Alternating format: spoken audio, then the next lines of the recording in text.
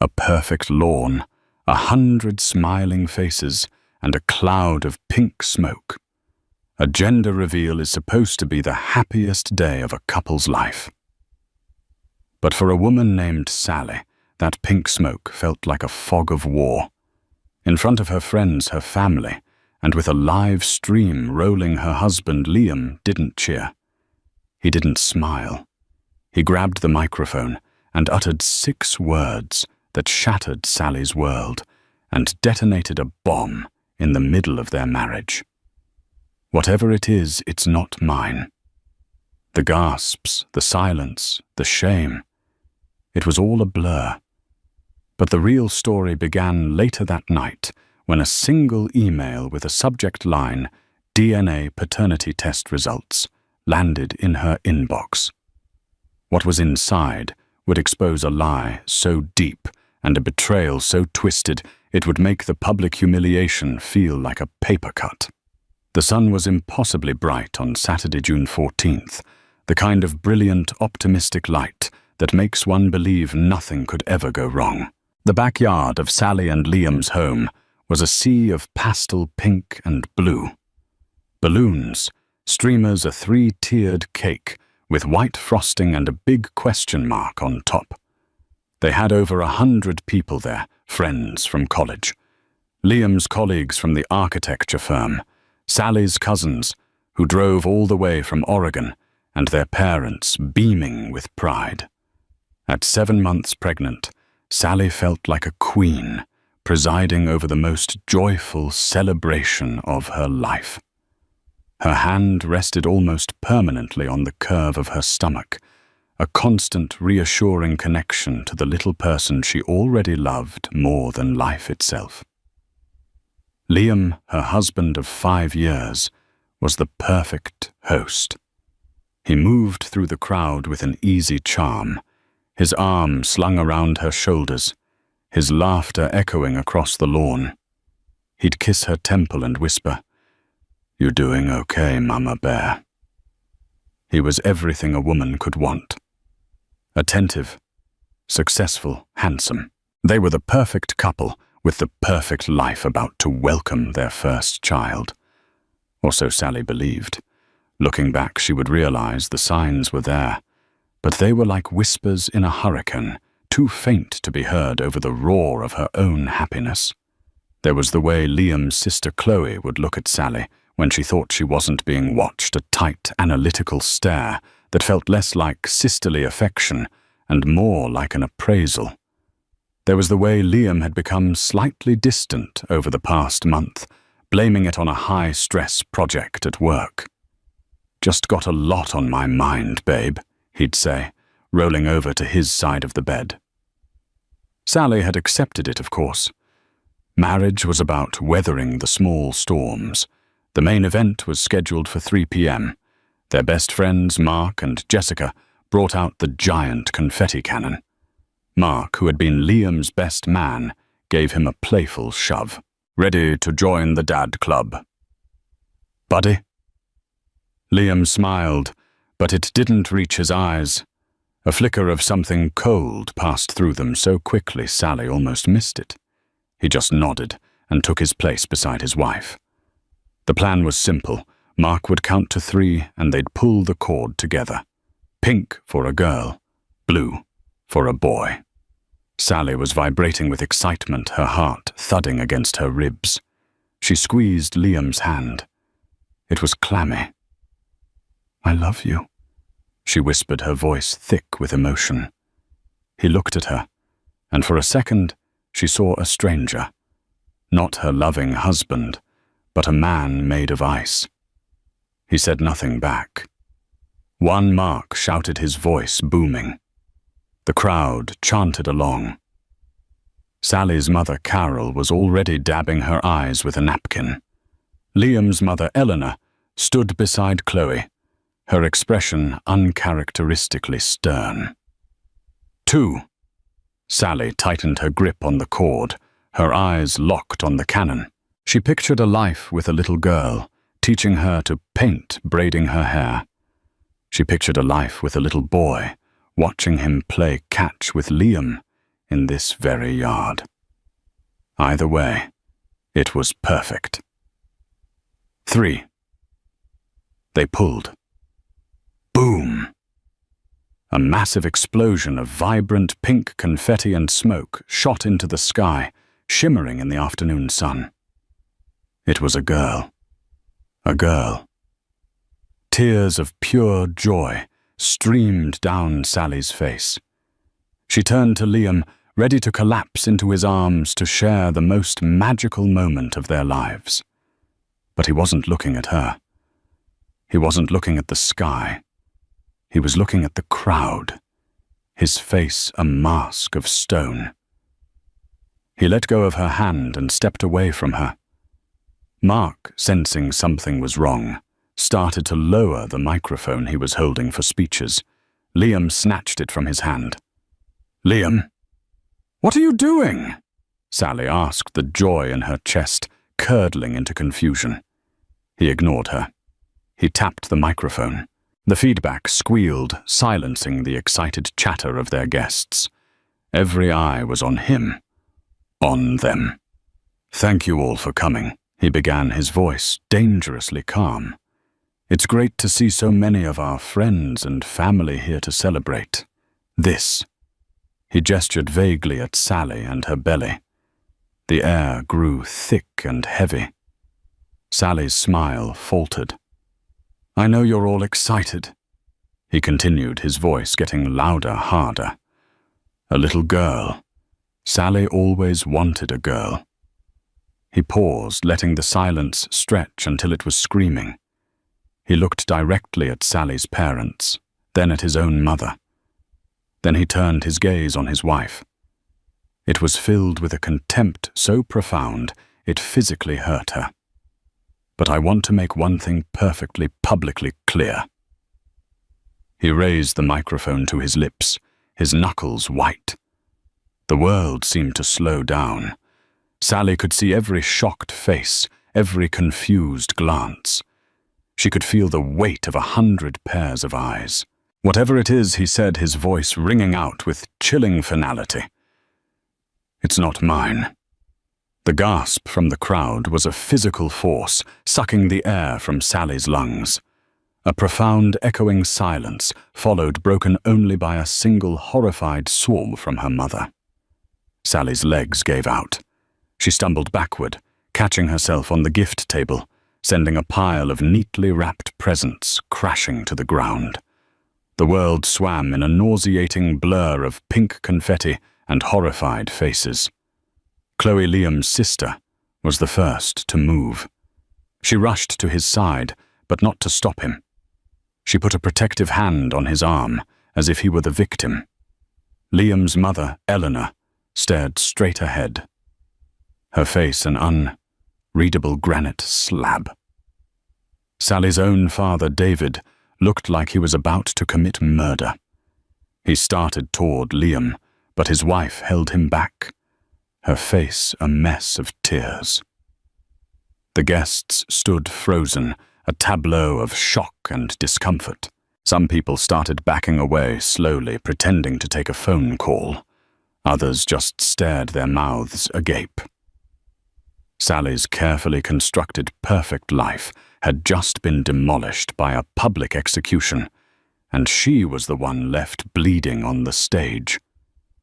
Liam dropped the microphone. It hit the grass with a dull thud. He didn't look at Sally again. He just turned, and with Chloe as his escort, he walked through the stunned crowd, got into his car, and drove away, leaving his pregnant wife alone, humiliated, and surrounded by the pink, festive ruins of her life. The silence Liam left in his wake was more deafening than any explosion. For a full minute, nobody moved. They just stared at Sally. The woman scorned the centerpiece of a drama they would be talking about for years. Her best friend Jessica was the one who broke the spell. She rushed to Sally's side, her face a furious storm cloud.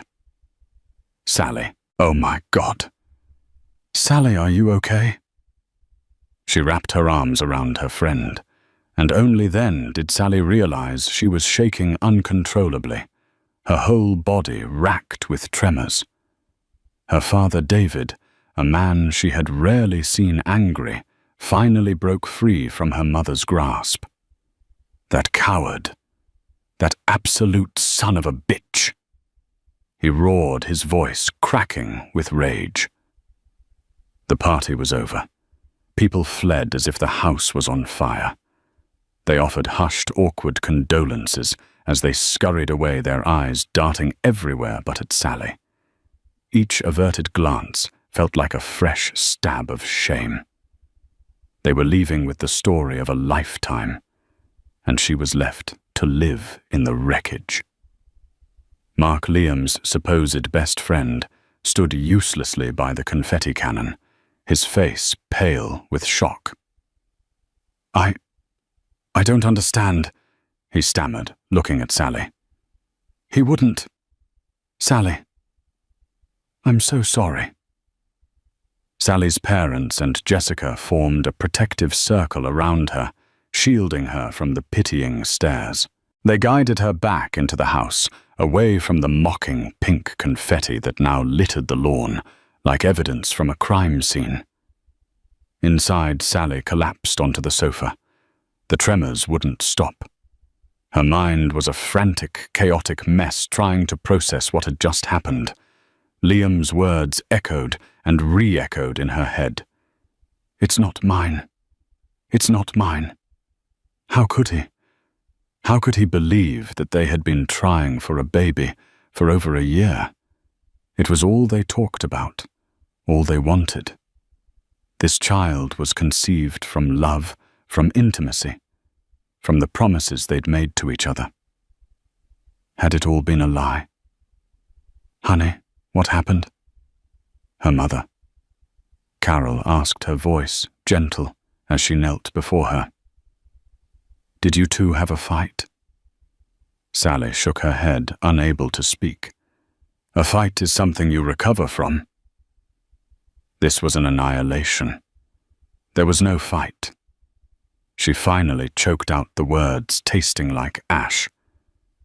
Everything was perfect this morning. He was kissing me, calling me Mama Bear. Her voice broke, and a wave of guttural sobs ripped through her. It was the sound of a heart breaking.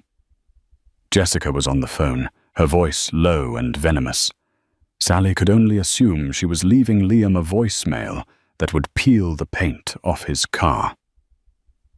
Her dad paced the living room like a caged lion.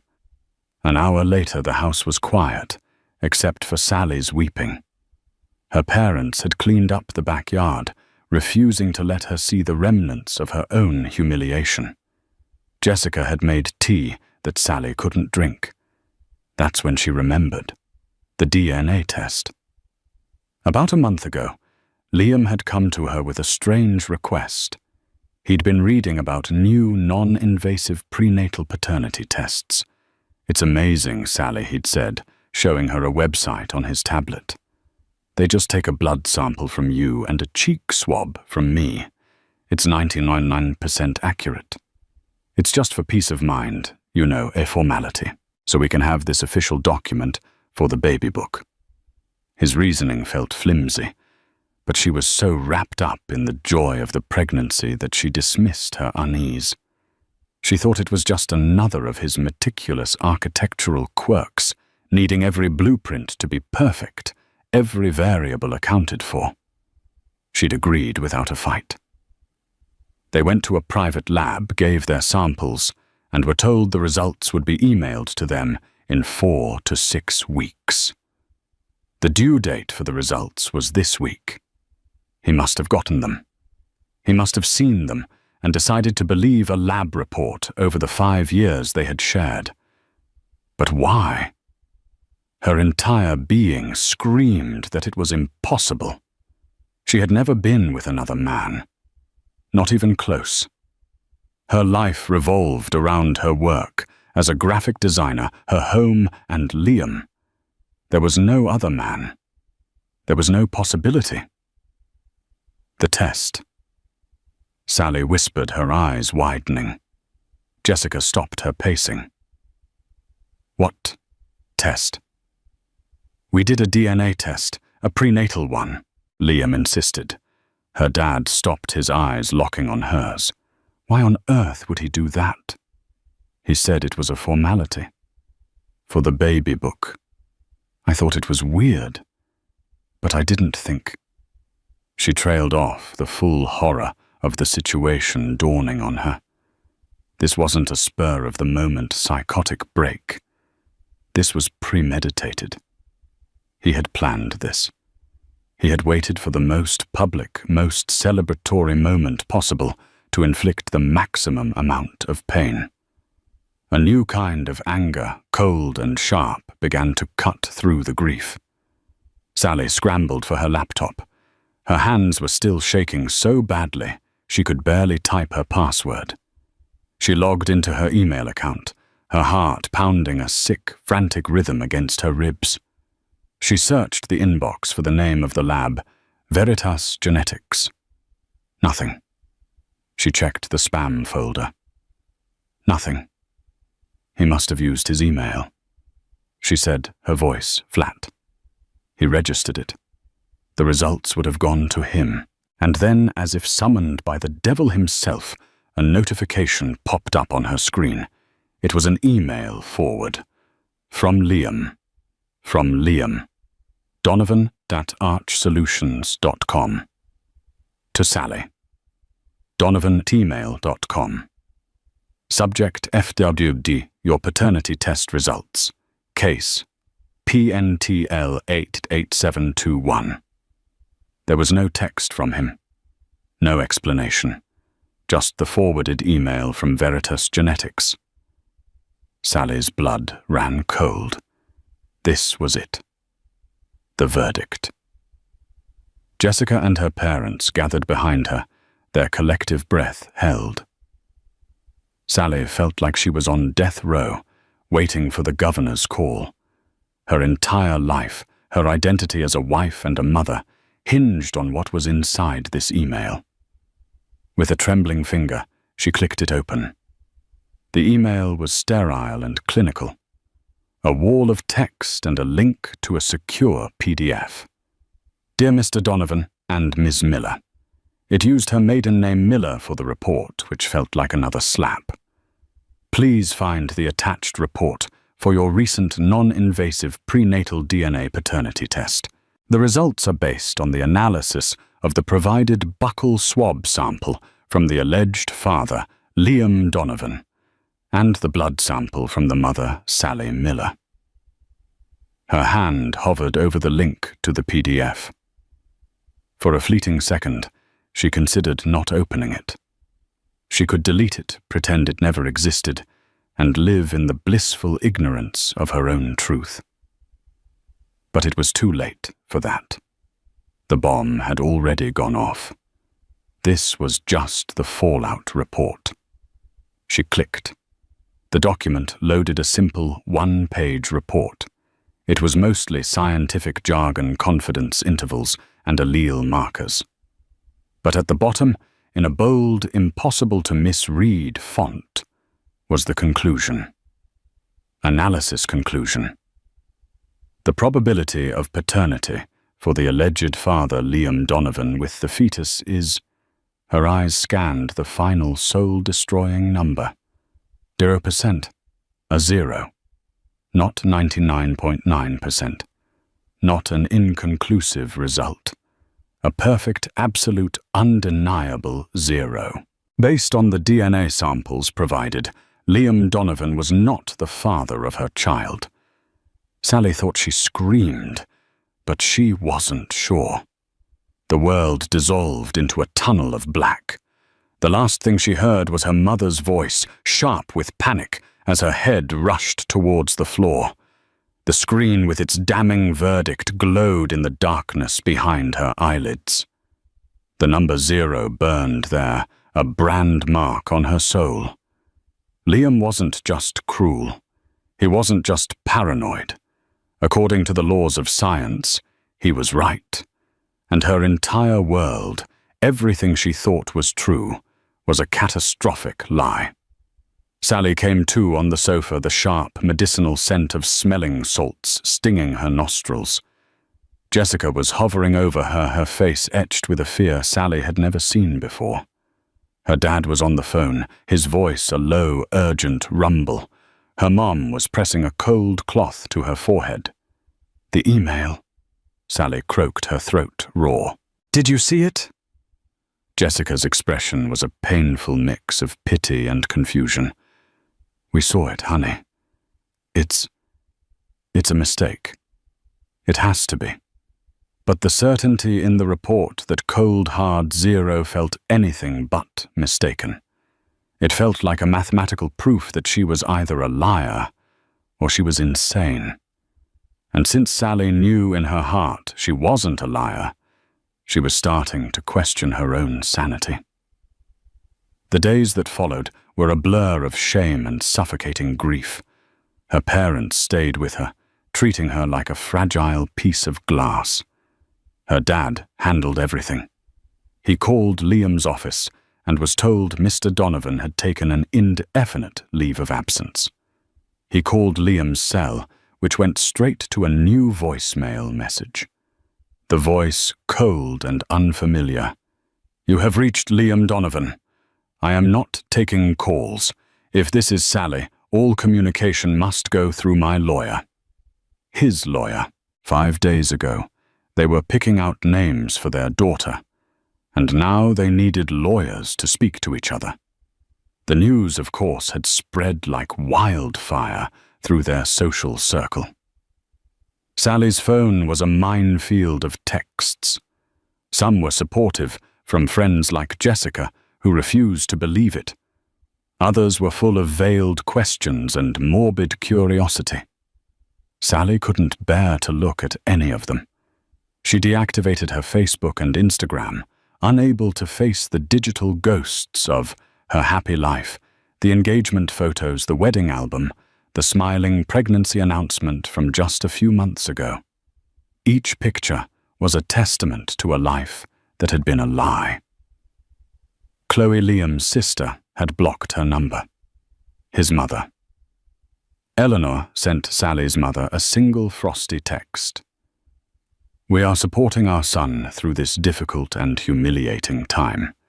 We trust you will respect our family's privacy." Their son's difficult time. Their privacy. Sally was the one whose life had been publicly dismantled. The injustice of it was a poison seeping into the love she had for her unborn child. She'd look at her belly in the mirror, and instead of feeling love, she'd feel a wave of confusion and fear.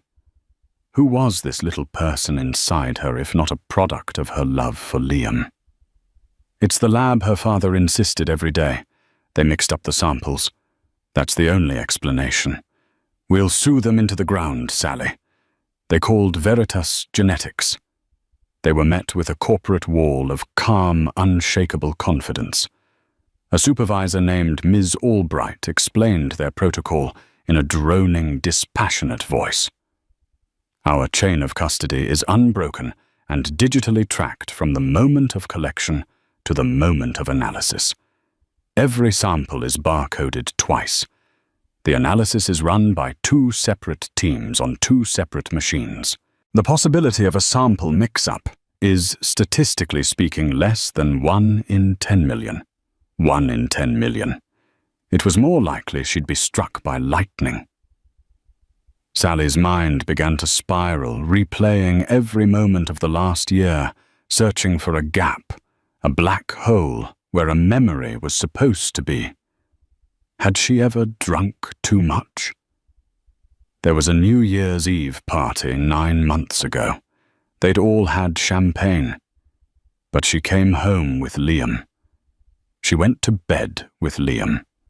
There was a work conference in Seattle in January. She'd had wine with colleagues at a dinner. Did she black out? Did something happen that she couldn't remember? The thought was so vile, so contrary to her entire character, that it made her physically ill. She was a woman who cherished her marriage. The idea of betraying Liam, even in a forgotten, drunken haze, was unthinkable. Yet the 0 on that page forced her to think it. She spent hours staring at a calendar, trying to align the date of conception with her memories. The doctors had given them a window a week in late December. They'd been at a cozy cabin in the mountains for their anniversary. It had been romantic, intimate, and perfect. It was the week their daughter was conceived. They were completely alone. Unless the impossible was true. Unless she had a secret life she didn't even know she was living. She felt like she was losing her mind.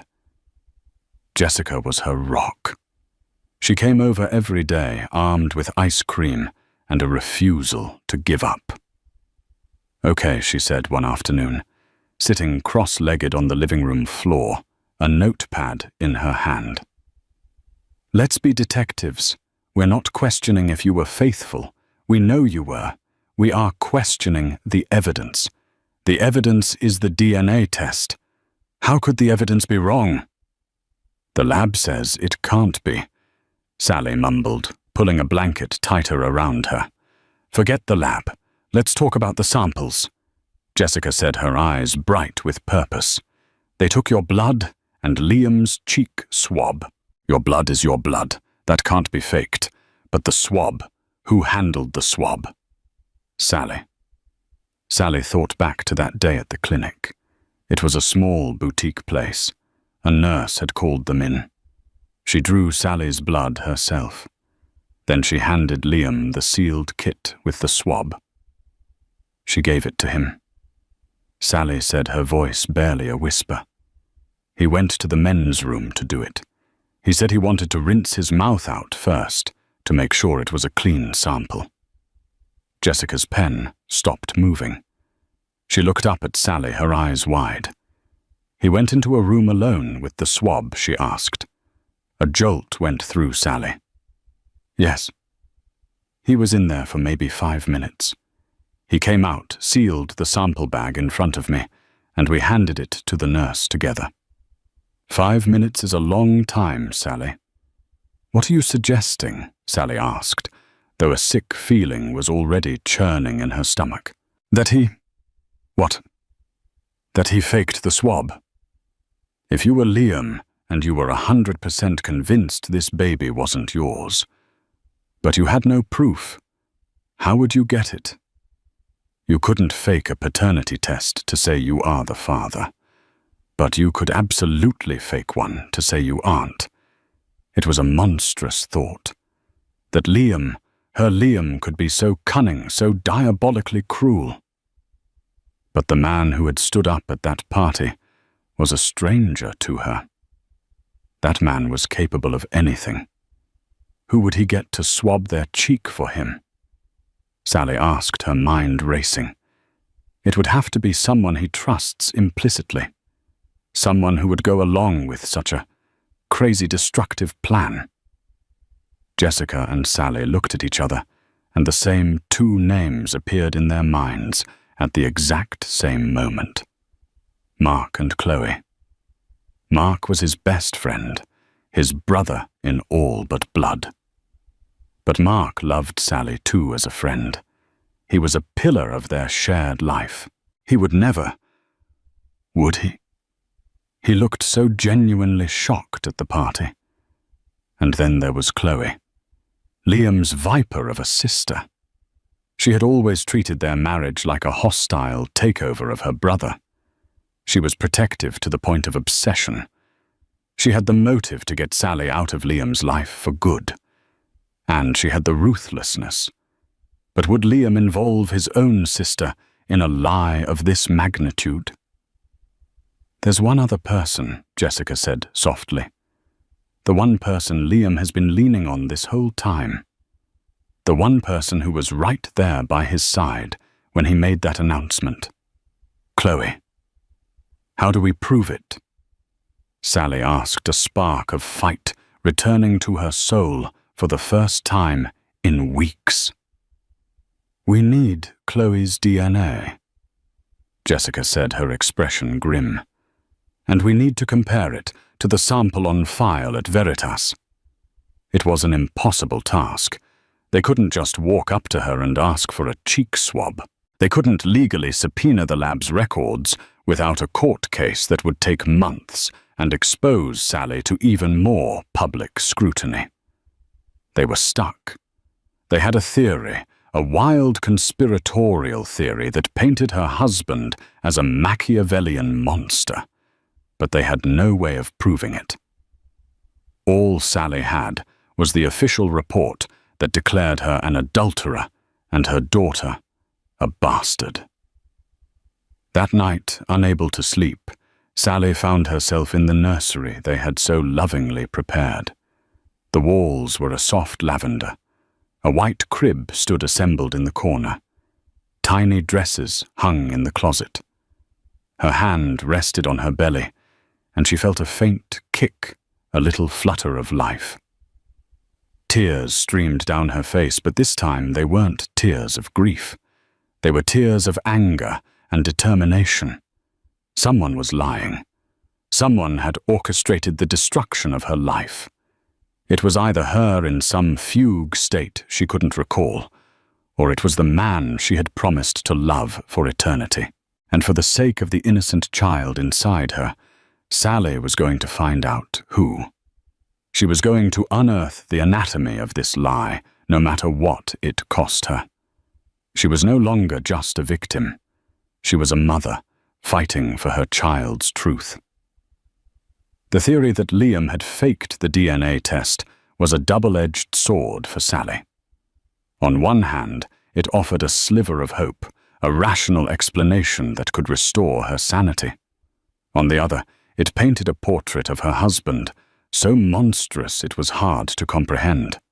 Could the man who held her hand through her father's heart, surgery, and cried with joy when they first saw a heartbeat on the ultrasound be capable of such cold, calculated cruelty? Her mission became singular. She needed to understand why. Even if he had faked the test, what had planted the seed of doubt in the first place? Men don't orchestrate conspiracies like this out of nowhere. Something or someone had to have convinced him she was unfaithful. Her first thought was to confront Mark. As Liam's best friend, he was the most likely person to know what was going on in Liam's head. She invited him over for coffee, a meeting that felt profoundly awkward. He sat stiffly on the edge of the armchair that Liam used to occupy, refusing to make eye contact. "Mark, I need you to be honest with me." Sally began, her voice steady. "What has Liam been saying? Why would he do this?" Mark sighed, running a hand through his hair. "Sally, I swear to you I'm as lost as you are. He cut me off, too. The day after the party, he sent me a text, said he needed space from everyone who was on your side. But before that, in the weeks leading up to it, did he seem off? Did he mention any doubts about the baby?" He hesitated, and in that hesitation Sally knew there was something. "Mark. Please. About a month and a half ago. We were having a beer," he said, slowly, choosing his words with care. He was quiet. I asked him what was wrong, and he just said he had this gut feeling that something was wrong. He was being really cryptic. I asked if it was about you, and he got defensive. He said his sister Chloe had been pointing some things out to him. Chloe. Of course. She was the ghost in the machine, the puppet master pulling the strings. What things Sally pressed. What did she point out? He wouldn't say exactly. Mark said, finally looking at her, his eyes full of apology. He just said she opened his eyes to some stuff. He clammed up after that. The next thing I knew, he was telling me he'd ordered a DNA test, just to be sure. I told him he was being crazy, that you would never... But he wouldn't listen. He said he was just ruling it out for his own peace of mind. so Chloe had been dripping poison in his ear for months. But what poison? What possible evidence could she have invented? Sally's life was an open book. After Mark left, Sally felt a new surge of focus. If Chloe was the source she needed to know her angle, she couldn't confront her directly, so she had to think laterally. Her mind went to the one person who might have insight into the dynamics of that family. Someone who was close enough to see the cracks, but not loyal enough to protect its secrets. Eleanor's former housekeeper. Brenda had worked for Liam's parents for over 20 years before retiring. She had known Liam and Chloe since they were children and had always been kind to Sally. It was a long shot, but she was desperate. Sally found her number and gave her a call. "Sally, dear." I was so horrified to hear Brenda, said her voice warm and grandmotherly. "That boy has lost his mind. I never thought he had that kind of cruelty in him." "Brenda." "I have a strange question," Sally said, pacing her kitchen. "You know Chloe better than almost anyone. Has she ever disliked me?" Brenda let out a short, bitter laugh. "Oh, honey, Chloe has disliked every woman Liam has ever brought home. No one was ever good enough for her brother. But with you, it was different. It was worse. Worse how she was jealous," Brenda said plainly. "Not just of his attention. She was jealous of your life, of your happiness. But there was something else, too. A secret she was terrified would come out." Sally's heart started to pound. "What secret? I shouldn't be telling you this." Brenda said, her voice dropping to a whisper. "But Eleanor let it slip once years ago, after a few too many glasses of Chardonnay. It's about Chloe's son, Leo." Chloe had a 10-year-old son, Leo. Her husband had left her when Leo was a baby. She always painted herself as the tragic single mother, a narrative that engendered a lot of sympathy, especially from Liam. "What about him?" Sally asked. "Leo's father."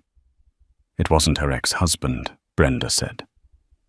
"Chloe had an affair, a very brief one. Her husband found out, and that's why he left. He knew Leo wasn't his. The whole family knows. They all agreed to keep the secret to protect the family name and to protect Leo. Liam practically worships that boy." A puzzle piece clicked into place in Sally's mind.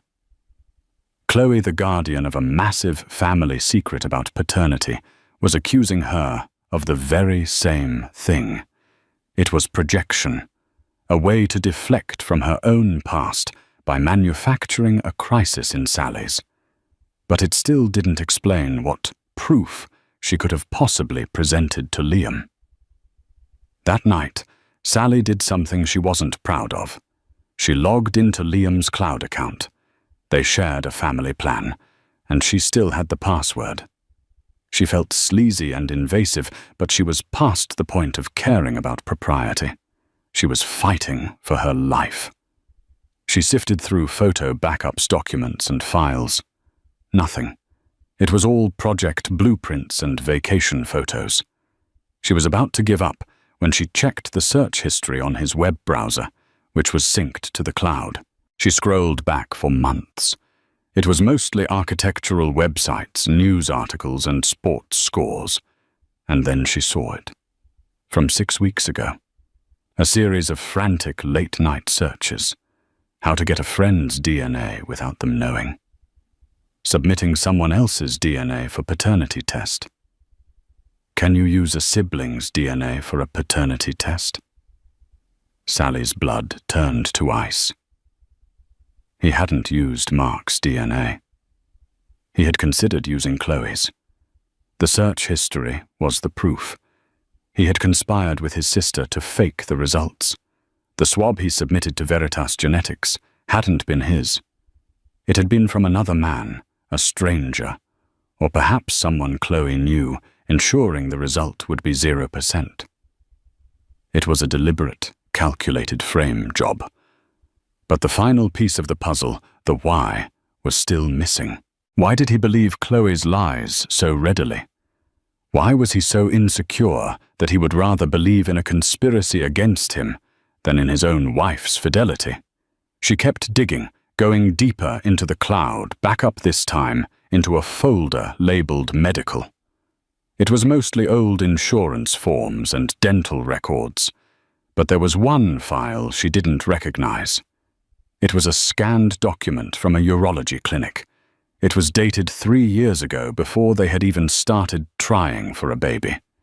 The file name was simple: Semen Analysis L. Donovan.pdf. Her hand was shaking so violently she could barely control the mouse. She clicked on it. It was a lab report full of medical data. She scanned past the charts and the numbers, her eyes searching for the summary. The conclusion. She found it at the bottom of the page. A single clinical devastating sentence. Diagnosis: azoospermia. 0 sperm count detected. The room began to spin. Azoospermia. 0 sperm count. Sterile. Liam was sterile. He had known for 3 years that he could not have biological children. The breath left Sally's body in a silent scream. It all crashed down on her at once with the force of a tidal wave. He didn't suspect the baby wasn't his. He knew the baby wasn't his. He had always known from the moment she told him she was pregnant. His joy, his excitement, his hand on her belly. The nursery they built together, it was all a performance, a lie. He had been playing the part of the happy father-to-be, while secretly knowing it was biologically impossible. The DNA test wasn't to see if she had cheated. It was his weapon, his way of proving to the world what he already knew in a way that would utterly destroy her. He hadn't faked the test because he was insecure. He had faked it because he needed a third party, a scientific authority, to validate his own secret and expose her betrayal. Chloe hadn't been dripping poison in Liam's ear. She was his co-conspirator in a plot to punish the woman who had unknowingly exposed his deepest shame. But that led to the final terrifying question that now eclipsed everything else. If Liam was sterile, then whose baby was she carrying? The calendar, the timeline, the cabin in the mountains. It was all meaningless. Sally hadn't cheated. She knew that in her bones. So how was she pregnant? A memory surfaced in her mind. A memory she had buried not out of guilt, but because it was so deeply uncomfortable. It was from about 10 months ago. Liam had been away on a week-long business trip. Sally had been lonely and sad. Mark had come over to keep her company. His own long-term relationship had just ended badly, and he was a wreck. They sat in the living room, sharing a bottle of wine. They talked for hours, crying on each other's shoulders, two lonely souls mourning different kinds of loss. They drank too much. Sally remembered him helping her up the stairs. She remembered him tucking her into bed. She remembered a hug that lasted a little too long. It was fraught with emotion, with a strange, desperate comfort. But that was it. Nothing else happened. She was sure of it. Wasn't she? The haze of the wine, the emotional vulnerability, the shared sadness, a cold, horrifying dread began to seep into her veins. Could a moment of shared grief and a drunken haze have blurred a line she never thought could be crossed, a line she didn't even remember approaching? There was only one man who had been close enough, who had the opportunity, and who at that exact moment was just as broken as she was. Mark. Liam's best friend. Their best friend. The father of her baby wasn't a stranger. He wasn't a one-night stand. He was the man who had stood by the confetti cannon, his face the picture of shock. The man who had just been in her house, pledging his support. The 0 on Liam's test wasn't the biggest lie. The biggest lie was sitting right in front of her the whole time, hidden behind a face she trusted. The revelation of Liam's sterility was a tectonic shift. It recontextualized his cruelty. But more importantly, it opened a terrifying new chasm in Sally's reality. If Liam was sterile, he didn't just think the baby wasn't his. He knew it was impossible. The entire performance of a happy father-to-be was a lie designed to conceal his own secret while plotting her ruin. This chilling thought was immediately eclipsed by a far more urgent and horrifying question. If not Liam, then who? Her mind frantically raced backward through time, searching for an answer. Any answer that didn't involve a betrayal. Her life was an open book, her fidelity absolute. It made no sense. And then a memory surfaced from the depths, one she had buried not out of guilt, but out of a vague, unsettling discomfort. It was from nearly a year ago. Liam had been away on a week-long business trip. Mark, whose own long-term relationship had just ended in ruins, had come over to keep her company. They had shared a bottle of wine, two lonely souls, mourning different kinds of loss. The evening grew hazy with alcohol and shared grief. She remembered crying, and she remembered Mark hugging her, a hug that felt fraught with a desperate, unspoken emotion. After that, her memory was a wall, a black space. Could a moment of shared sorrow have blurred a line she never thought could be crossed? The dread that seeped into her veins was cold and absolute. There was only one man who had been close enough, who had the opportunity, and who at that exact moment was just as broken as she was. Mark. Liam's best friend. Their friend. She knew she couldn't live another second with the uncertainty. A single urgent phone call brought him to her door within 15 minutes, his face etched with a concern that now seemed grotesque. Sally led him into the living room, the same room where they had shared that fateful bottle of wine. She didn't offer him a seat. She stood before him, her arms wrapped around her belly, as if to shield her daughter from the truth that was about to detonate. "I know why Liam did what he did," she began, her voice shaking but firm. "I found his medical records. He's sterile, Mark. He has known for 3 years that he can't have children." Mark's face went white, his shock appearing genuine. "What, Sally? That's impossible. It's monstrous." "Yes, it is," she said, her gaze unwavering, refusing to be swayed by another performance. "But that's not why you're here. His sterility proves that he isn't the father. Which leaves a question I need you to answer." She paused, letting the weight of her words hang in the air. "I need you to tell me about the night Liam was in Denver." He flinched, a tiny, almost imperceptible reaction that told her everything. He knew exactly the night she meant. "We were both a mess," she pressed on, her voice cracking. "We drank too much. I remember you helping me upstairs. And then, I don't remember. Mark, I am begging you. Do not lie to me. Not now. Tell me what happened." Her voice dropped to a whisper, heavy with the weight of the question she could barely bring herself to ask. "Is this baby yours?" He stared at her, his mouth opening and closing, but no sound came out. The friendly, supportive mask he had worn for months shattered, revealing the terrified, guilty man beneath. In the horrifying silence, she saw the truth in his eyes, long before his body began to shake. A choked sob finally escaped his lips, and he collapsed into an armchair, burying his face in his hands. "I'm so sorry, Sally." He wept, his voice thick with a self-loathing that was palpable. "Oh God, I am so sorry." The floor seemed to drop out from beneath her. It was true. The final ugliest piece of the puzzle clicked into place. How was the only word she could manage?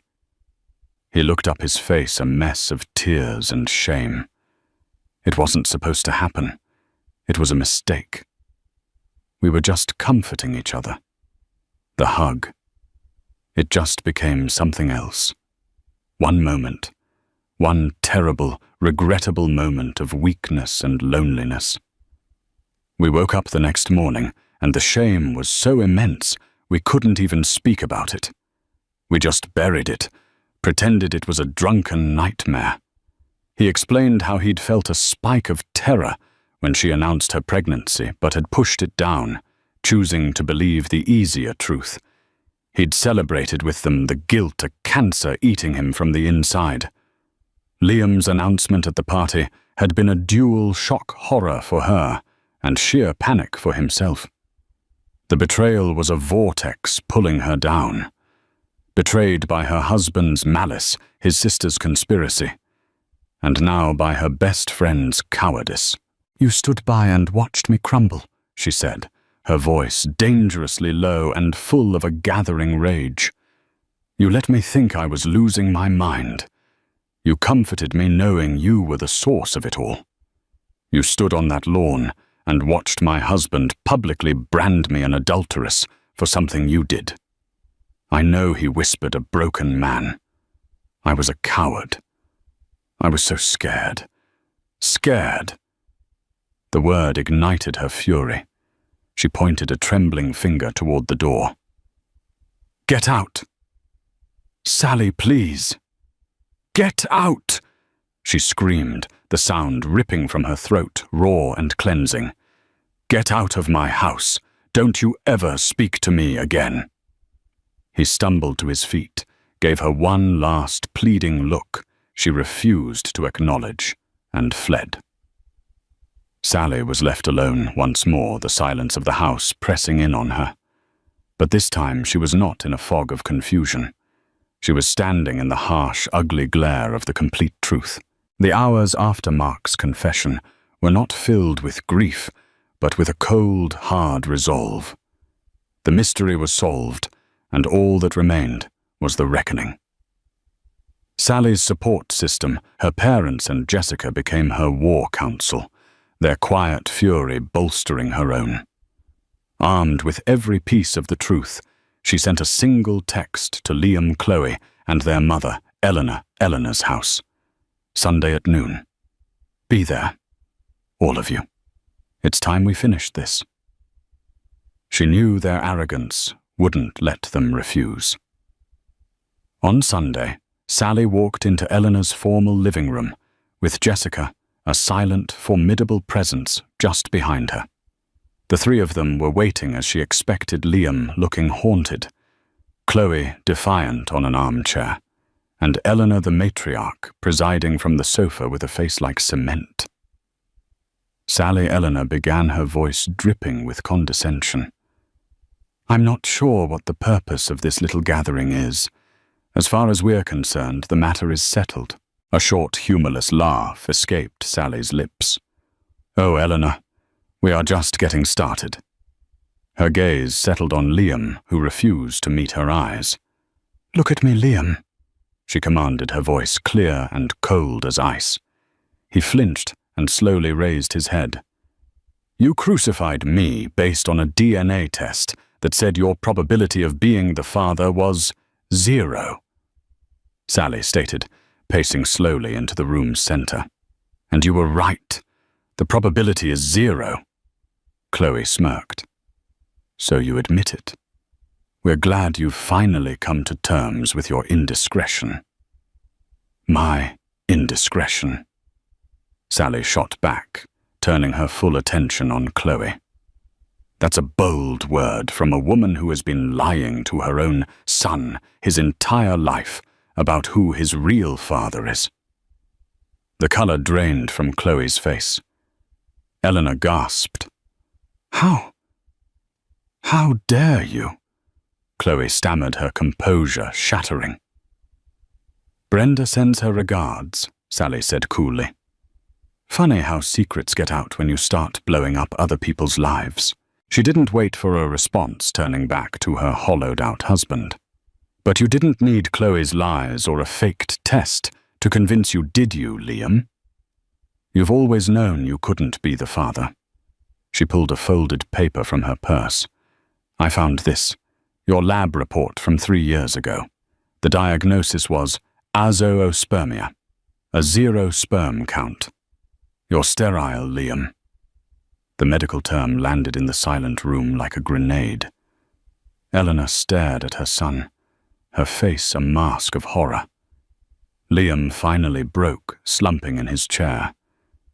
It's true, he whispered the confession, barely audible. I was ashamed. You were more than ashamed. You were a coward. And then you were cruel. Sally said, her voice rising with righteous anger. When I became pregnant, you didn't see a miracle. You saw a betrayal. So you and your sister hatched a disgusting plan to not just divorce me, but to obliterate me. You wanted to punish me for my infidelity. But more than that, you wanted to punish me for having a child when you could not. Her gaze fell on the matriarch. And you, Eleanor. You enabled him. You spoke of privacy while your son was committing an act of profound psychological violence. You chose his lie over my truth without a moment's hesitation. She paused, letting the weight of her words fill the space between them. You were all so obsessed with who the father was. So, I'll tell you. The father is Mark. Liam's head shot up, his defeated expression twisting into a mask of pure, unadulterated rage. The irony was suffocating. Mark. He hissed the name like poison. Yes, Mark. Sally confirmed, her voice steady. In a moment of weakness and drunken misery for us both. A terrible mistake that he at least had the courage to confess to my face. Unlike you, who would have carried your malicious lies to the grave. She stood there, in the center of their self-inflicted ruin, feeling nothing but the cold finality of an ending. The love was dead. This is the world you created, she said quietly. You didn't just end a marriage. You destroyed a lifelong friendship and fractured your own family, all because one man's ego was more fragile than his wife's heart. With that, she turned and walked toward the door. She stopped at the threshold, looking back at the three of them one last time. My lawyer will be in contact. I want nothing from you but a divorce, Liam. The house is in my name. Don't ever contact me or my daughter again. Her eyes swept over all of them.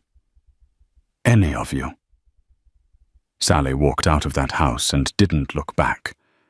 It was only when she was safely in the car with her family that she finally let herself cry. They were not the tears of a victim, but of a warrior. The war was over. The truth was out. And she was free. In the end, the pink confetti was swept away. The lies were exposed, and the people who tried to break Sally were left shattered in their own self-made prison of deceit. Her daughter Lily was born 3 months later, healthy and beautiful. She has her mother's eyes and a strength that comes from the fire they walked through together. Sally's relationship with Mark is complicated. It's not a romance, but a fragile, carefully managed co-parenting agreement, built on honesty and a shared love for their child. He is working every single day to earn a sliver of the trust he obliterated. Sally lost a husband and a life she thought she wanted, but she found something far more valuable herself. She discovered a resilience she never knew she possessed, and a fierce, unconditional love for her daughter that has become the unshakable foundation of her new life. This story isn't just about betrayal. It's about the incredible power of truth, the courage it takes to fight for it, and the peace you can find when you walk away from the toxicity and choose to build your own happiness from the ground up. If Sally's story has moved you or resonated with you in any way, please show your support. Hit that like button. Share this video with someone who might need to hear it, and subscribe to the channel for more true stories of survival and strength. What would you have done in Sally's shoes? Let us know in the comments below. Thank you for listening.